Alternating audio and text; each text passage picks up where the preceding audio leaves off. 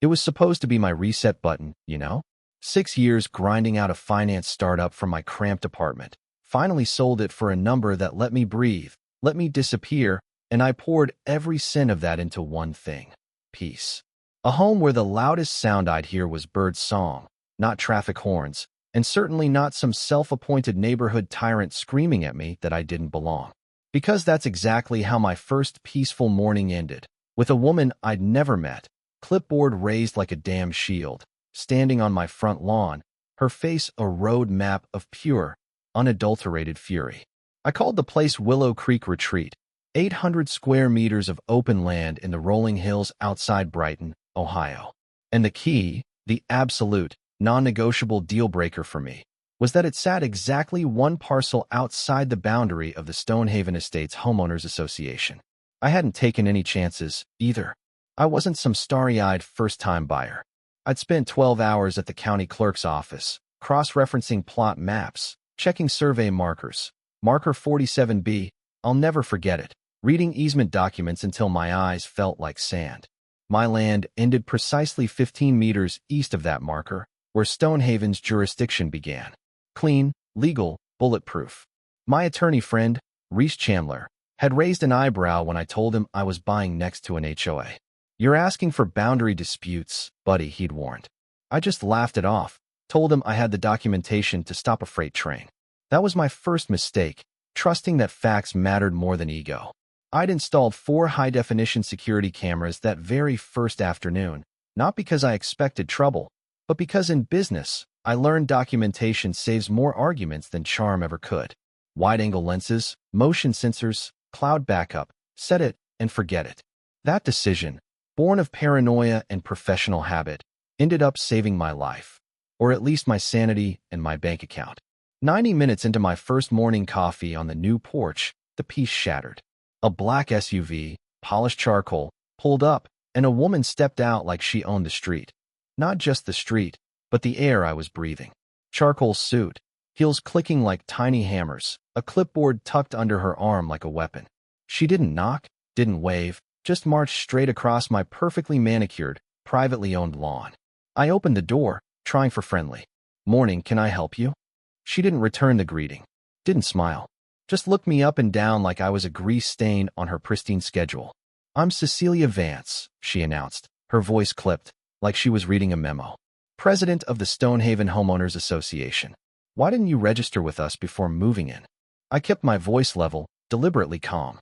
"This property isn't part of the HOA, Ms. Vance." I checked the county records. The boundary line runs 15 meters west of here. Her jaw tightened. She pulled a printed map, but didn't even look at it, just held it like a sacred artifact. "That's impossible," she scoffed. "Every property on Sycamore Lane falls under our management." I didn't argue. I just stepped back inside, grabbed my certified surveyor's map, the one with the official county seal, and unfolded it on the porch railing between us.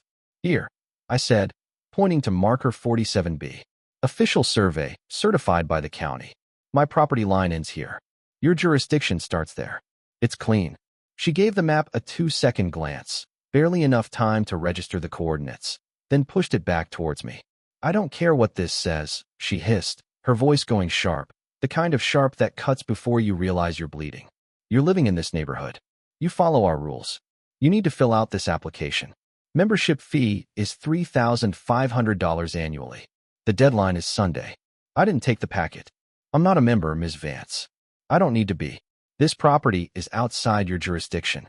For a moment, she just stared, the silence loaded with disbelief, like I'd just questioned the laws of physics. Then she spun on her heel, walked back to her SUV, paused with one hand on the door, and looked back at me over her shoulder. The expression on her face wasn't anger anymore. It was something cold, calculating.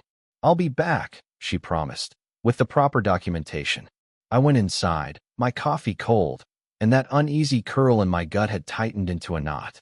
I logged the incident immediately, pulled the camera footage, and sent a quick text to Reese. His reply came instantly: "Document everything. Let her keep coming." So I did. I opened a spreadsheet, titled it Incident Log, Cecilia Vance, and marked the start of what I realized was going to be a Cold War. 72 hours later, she returned, and she didn't come alone. I was in the backyard, patching a section of the wooden fence that had faded over the winter. 3 aggressive blasts of a car horn announced their arrival. Her black SUV was parked in my driveway this time, not the curb, like she was staking a claim. Beside her stood a man in his mid-50s, khakis, a polo shirt with a vague logo, carrying a leather portfolio. Mr. Alistair Finch, the alleged HOA legal counsel.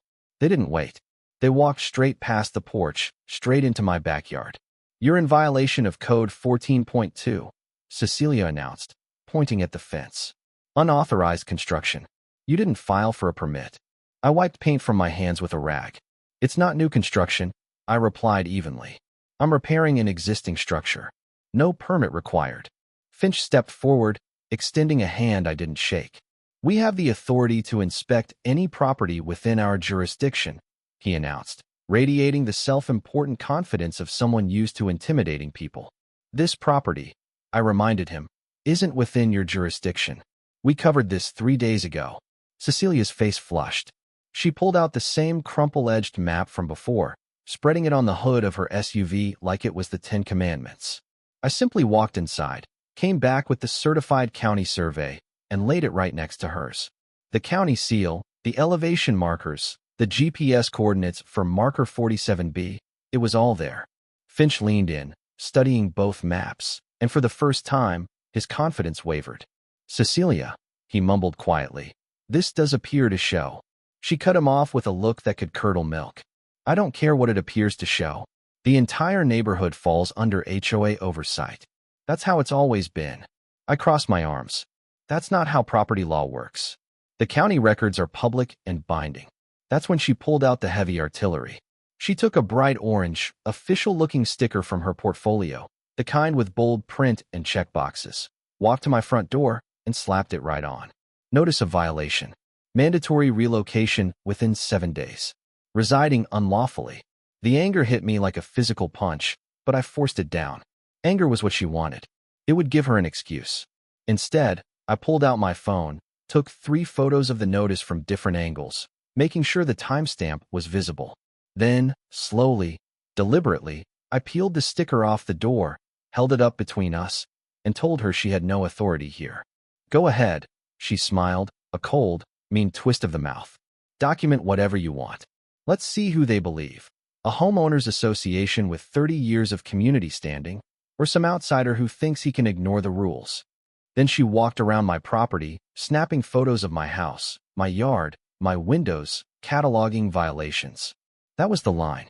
"That's enough," I said, my voice hard now. "You're trespassing.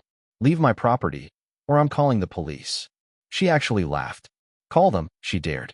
"I'd love to see you explain to the police why you're living here illegally." 7 days, she warned, before they take formal action. I immediately called Reese. She posted a fake eviction notice. She had some clown pretending to be legal counsel. She photographed my house and peered in my windows. "Good," Reese replied after a beat. "Don't remove the cameras. Don't confront her. Let her keep escalating. The more she does, the stronger your case becomes.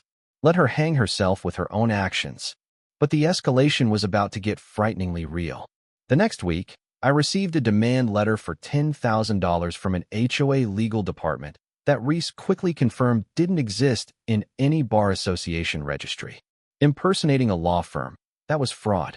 "I should report it," Reese said, but I told him I wanted to dig deeper first. I wanted to find out who else Cecilia had terrorized. It didn't take long. A neighborhood forum, easy enough to access through public records, contained 17 complaints over 4 years. Fines for the wrong flowers, forced repainting, and one family who sold their home at a massive loss just to escape. One name kept popping up, Eleanor Green, a retired teacher who'd fought Cecilia for 2 years over a garden gnome. A garden gnome. Eleanor was nervous but resolute. She confirmed Cecilia's relentlessness. Then, the phone call started. An unknown number, a woman's voice, formal and clipped. "Mr. Harrington, this is Officer Vance calling from the county sheriff's office. You are occupying a property unlawfully. You need to vacate within 24 hours. What's your badge number?" I asked, adrenaline slicing through my calm. Silence. Then the line went dead. Impersonation of law enforcement, check. The next morning, it went from phone calls to real life. A vehicle made up to look like a sheriff's cruiser. Same color, same shape, but the logo was wrong. Missing the apostrophe S, sat at the curb. A man in a near-official uniform climbed out, carrying a clipboard. I grabbed my phone, started recording before I opened the door. "Mr. Harrington," he called out. "I'm here to serve a property seizure order." I stepped onto the porch, phone held at chest level. "Can I see your badge?" He hesitated, hand moving to an empty clip on his belt. "Look, man, I'm just doing what I was hired to." He stopped himself, realizing he'd said too much. "Who hired you?" I pressed, zooming in with the camera to catch his nervous face and the fake logo. He didn't answer, just stumbled back toward the fake cruiser. I got his license plate on video before he sped off, sending the footage to Reese immediately. They just escalated to felony territory. Reese's response: "Do not call the real police yet. Let them keep going. Every step they take digs the hole deeper." Then came the darkness. Day 12, 1:45 in the morning. I woke to silence, the thick, heavy kind of wrongness that only comes with a power outage. I checked the cameras. 2 figures in dark clothing. One I recognized instantly by her posture, the way she moved. Cecilia. The other was Finch. They'd come with wire cutters, severed the main service line where it connected to the house in under 30 seconds, and left. Vandalism, a clear felony, and I had them on crystal-clear high-definition video. I called a licensed electrician immediately. He documented the clean, deliberate cut, wrote up a detailed assessment on company letterhead, and repaired the line. I added the receipt and report to my evidence file. Then, the true psychological warfare began. Cecilia started parking her SUV outside my house for 4 hours at a time, just sitting there, watching. She began making rounds, asking neighbors about me, trying to build a case of noise complaints or suspicious activity, even claiming I was dangerous. Then the garbage started showing up, fast food bags, rotting food, dumped across my lawn like they were planting evidence of neglect. And then, the graffiti. Bright red spray, paint across the side of my house. "Get out." Block letters, 2 feet tall, impossible to miss. I stood there, staring at the red paint, and I felt something cold and sharp settle in my chest. It wasn't fear anymore. It was clarity. She wasn't going to stop, and she had no idea the kind of war she was waging. I took 63 photos of the graffiti, documented the removal process, and kept the $600 receipt. But I wasn't just documenting. I was counterattacking. I contacted the county, got the official boundary re-verification done, which confirmed my land was exactly where I said it was. Then, I drove downtown to the Property Rights Defense League, a nonprofit specializing in fighting HOA overreach. I laid out my evidence, the spreadsheet, the photos, the video of the power line being cut, the fake cop footage. The intake coordinator, a sharp woman named Sarah, looked up after 40 minutes of silence. "Mr. Harrington," she said, "this is one of the most thoroughly documented harassment cases I've ever seen. We'll take your case pro bono." Validation. Eleanor, the garden gnome warrior, called me and brought a box of her old files. Years of correspondence with Cecilia, fines, threats, and buried at the bottom, copies of property transactions from 5 years prior. For families, all forced to sell their homes at below-market prices after being relentlessly cited by Cecilia. All of them sold to buyers represented by the same real estate agent, Alastair Finch's wife. It wasn't about rules. It was about racketeering. Harass people until they break, buy the property cheap, flip it for profit. I immediately reported it to the State Fraud Investigation Unit. The final domino fell on day 19. Cecilia called an emergency HOA meeting. A sympathetic board member texted me the agenda and, crucially, left her phone on the table to record. I played the audio through headphones. "We need to take decisive action," Cecilia was saying, her voice tight. "If we allow this man to remain, it sets a precedent." Finch's voice was uncertain. "Cecilia, I reviewed the survey maps again. Legally, we don't have standing to." She cut him off. "I don't care about a line on a map. This isn't about one property. It's about power. It's about maintaining order." That was it. That was the confession. I saved the recording and started writing. The next morning, I sent a letter to every single household in Stonehaven Estates, 68 addresses. The subject was simple: the truth about what's happening on Sycamore Lane. I kept the tone factual, attached a copy of the certified survey, included a timeline of Cecilia's actions, the fake legal notices, the impersonation of law enforcement, the vandalism. No editorializing, just facts with corresponding evidence. The response was immediate. My phone exploded. Call after call from neighbors sharing their own stories of financial abuse, foreclosure threats over minor fees, and inexplicable fines. One woman sent me financial statements she'd requested from the HOA. $87,000 listed simply as administrative costs. Embezzlement. Then, the final, shocking crack. Finch called me. "Owen," he whispered, his voice strained. "I need to talk to you. Off the record." He confessed he hadn't known how far Cecilia was going, that she'd told him they were just enforcing standards. "I went along because I thought it was easier than fighting," he admitted. I let the silence stretch. "If you want to make this right," I finally said, "you can testify. Cooperate with the investigation." That night, Finch sent me 6 years of internal communications, emails, budget manipulations, payments to fake law firms, and transfers of HOA funds into accounts controlled by Cecilia's relatives. The entire criminal apparatus was now exposed. The emergency general meeting was scheduled for day 27. The community hall was packed. 67 households showed up. The air was electric. Cecilia sat at the front table, composed, controlled, but I could see the tension in her jaw. I sat in the middle row, Reese beside me, briefcase full of every document, every timestamp, every photograph. Reese stood up first, precise and clinical. He presented the certified map, holding it high. "Mr. Harrington's property is legally outside your association's authority. Any actions taken against him constitute harassment under state law." Cecilia shot to her feet. "That survey is disputed. We have our own documentation. Do you have a certified county survey contradicting this one?" Reese asked, cutting her off. Silence. Then it was my turn. I walked to the front, connected my laptop to the projector. The first slide was the clean timeline. The next slide, security camera footage. Day 3, Cecilia and Finch posting the fake eviction notice. Day 12, the video of them cutting the power line, the timestamps clearly visible. The room went dead silent.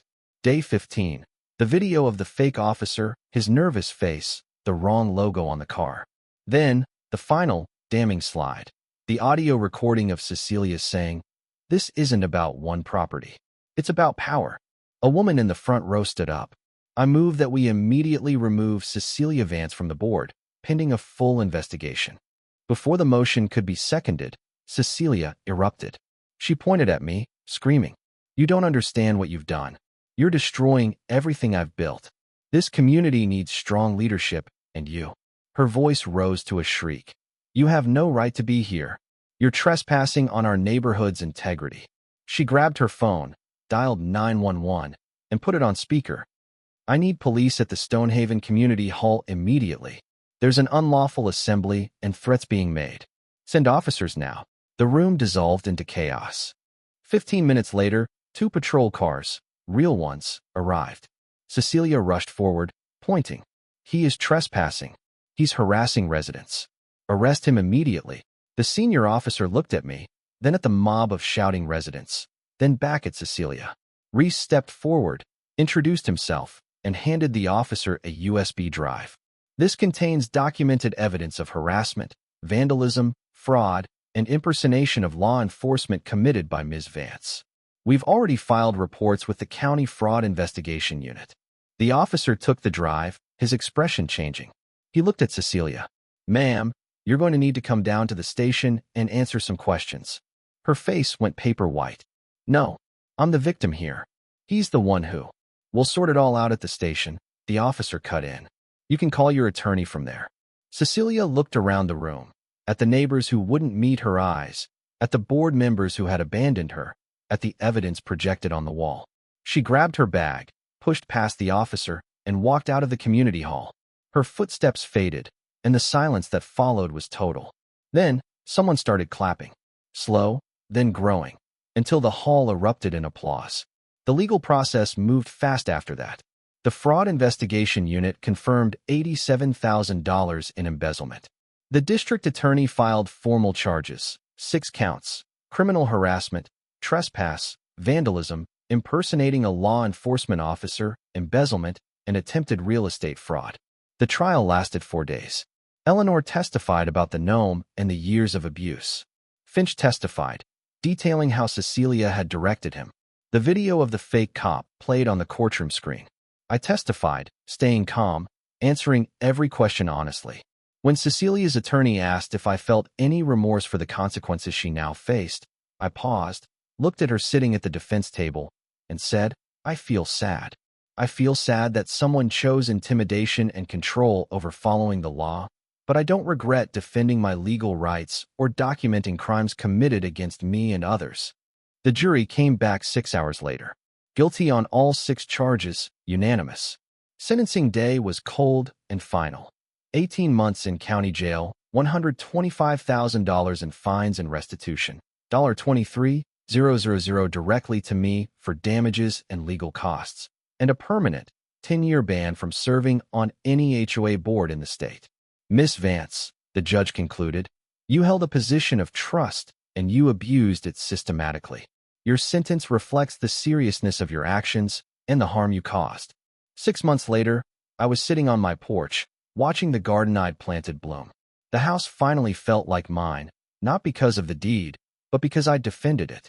The HOA, now under new, honest leadership, had reformed its bylaws with my consultation, building a blueprint for transparency.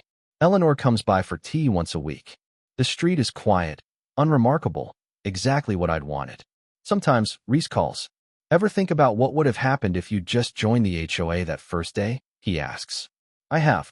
I would have spent the money, and Cecilia would have kept doing what she was doing to others, maybe forever. Moving would have meant accepting that someone could chase me off land I legally owned, letting fear make my decisions. I finished my coffee, looked at the quiet street, and knew I was here because I refused to be pushed out. I was here because I defended my own rights, and in doing so, I showed other people they could defend theirs, too. That made all the difference. What about you? Have you ever had to fight a Karen or an overreaching authority with nothing but documentation? Did you stand your ground, or did you choose to walk away for peace? Let me know your story in the comments below, and let's talk about where the line should be drawn between community rules and individual rights.